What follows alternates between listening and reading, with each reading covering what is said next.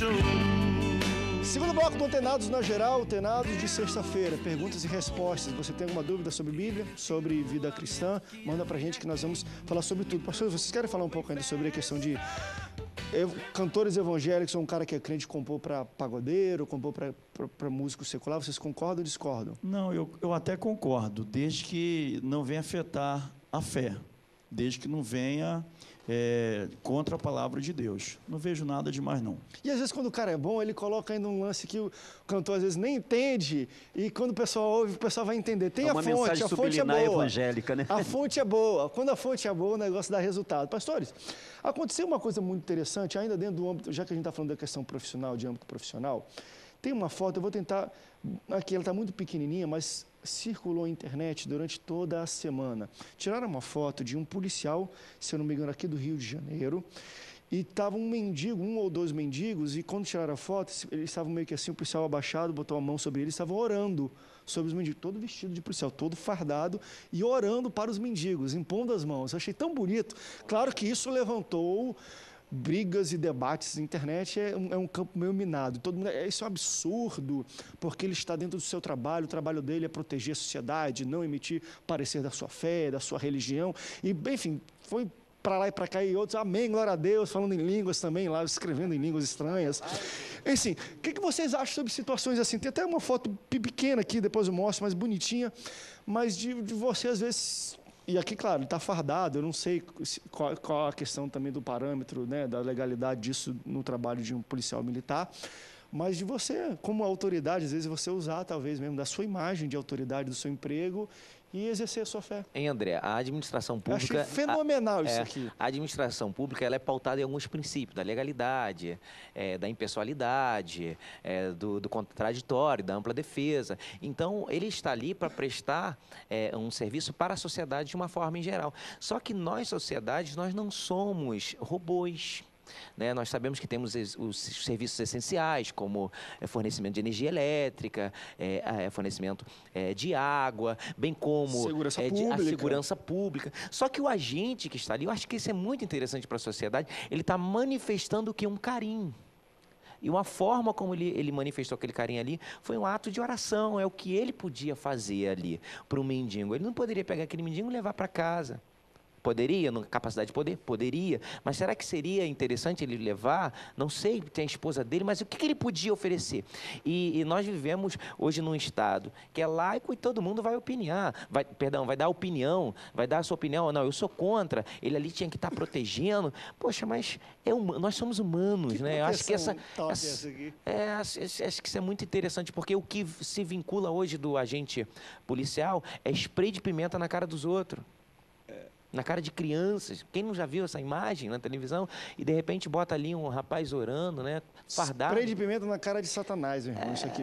Uma coisa que é interessante a gente falar sobre isso, que quando a gente fala de Estado laico, né? E teve esse debate de Estado laico e tudo, e tem uma coisa que eu aprendi muito, pelo menos nos debates do Antenados na Geral.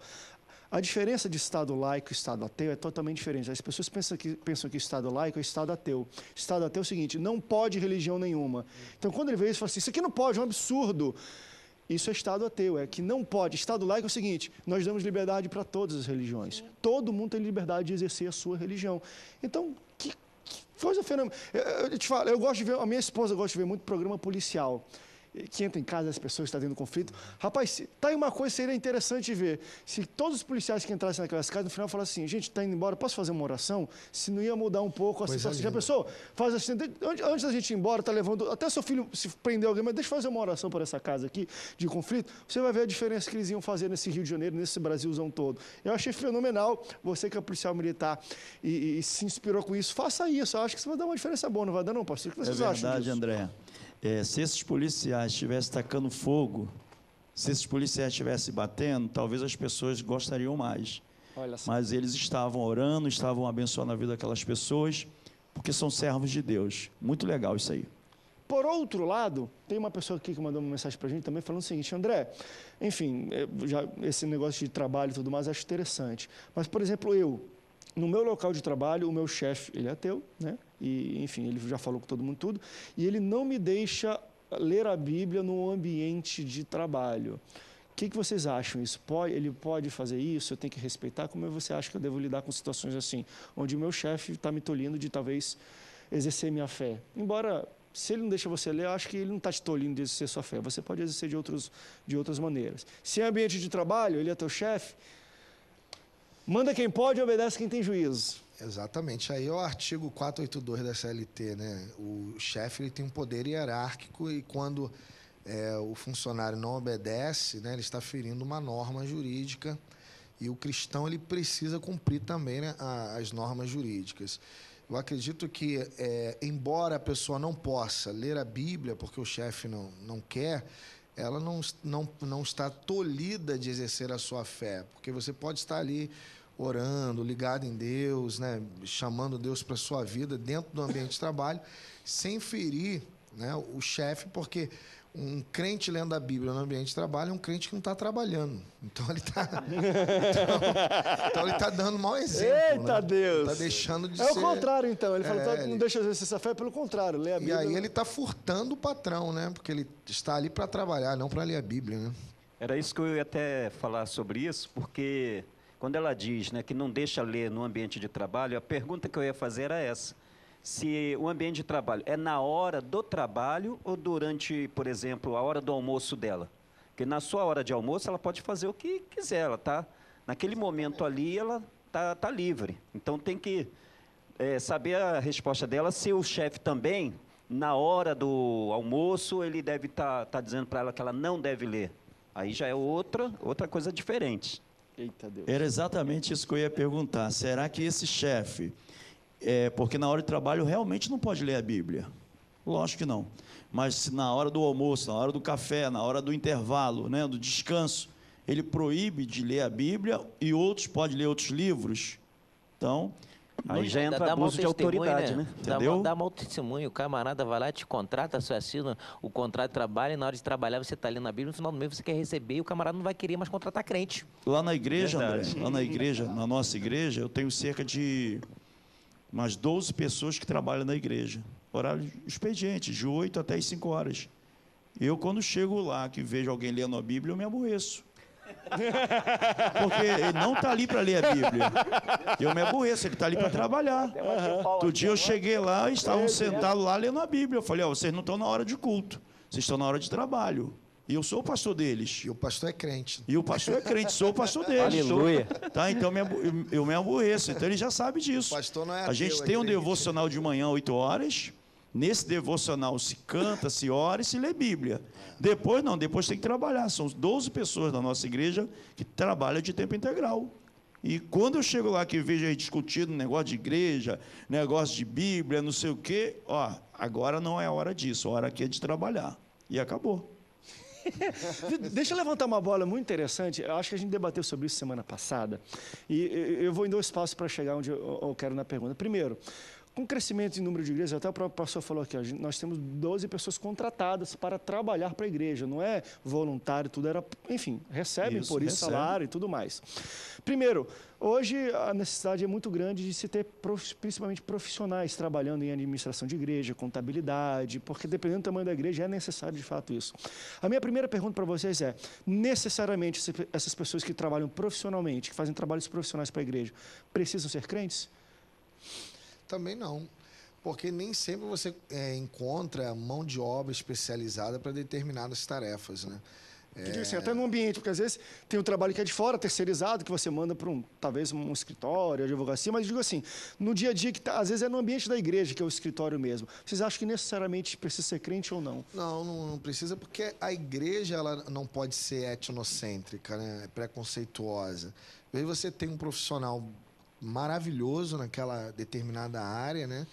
E ele pode prestar um serviço de excelência e ele não é crente. E a igreja deixa de contratar porque ele não é crente. Seria uma forma etnocêntrica do evangelicalismo, que não é o nosso caso aqui, eu tenho certeza. Lá na igreja, eu dou preferência para os domésticos da fé. Tá? Lógico, se surgir outras vagas. Mas todos os 12 que trabalham na igreja, todos eles são membros da igreja, até uma forma até de dizimarem na igreja. O pastor agora foi corporativista. É doméstico mesmo. Foi corporativista.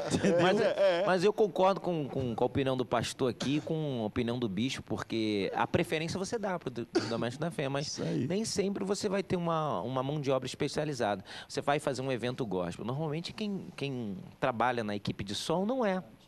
O camarada está lá, está montando equipamento, você está vendo o cara puxando um cigarrão lá, e o evento é cristão. E o crente que está lá chegando no show está vendo, pô, o cara fumando no evento gospel, mas o cara não é evangélico, ele está ali como profissional, ele tem que ser respeitado, a profissão dele, porque o que nós estamos projetando é algo profissional, ou seja, nós queremos fazer o melhor. E não necessariamente dentro da igreja a gente vai encontrar profissionais às vezes dessa categoria.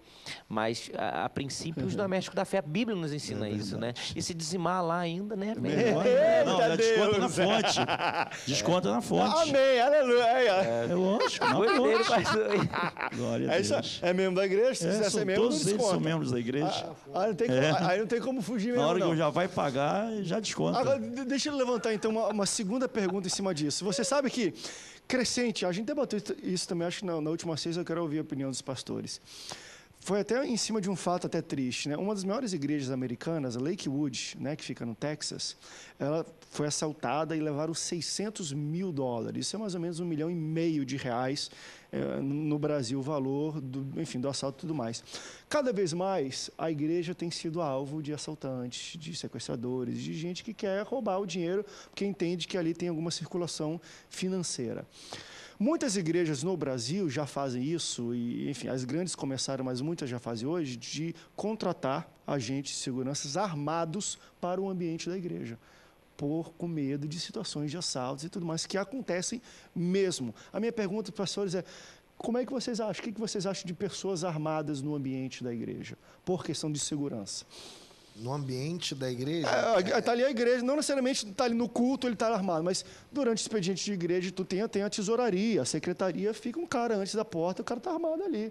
Às vezes até fardado, às vezes não, está paisana, mas está armado e está prestando serviço de segurança para a igreja. Aí eu me reporto à palavra de Deus, né? A Bíblia fala da organização, por exemplo, levítica, né, e sacerdotal, correnismo. Eles tinham os guardas do templo. Nós vemos também Davi tinha os guardas do palácio. Então o templo também precisa de guardas. Né?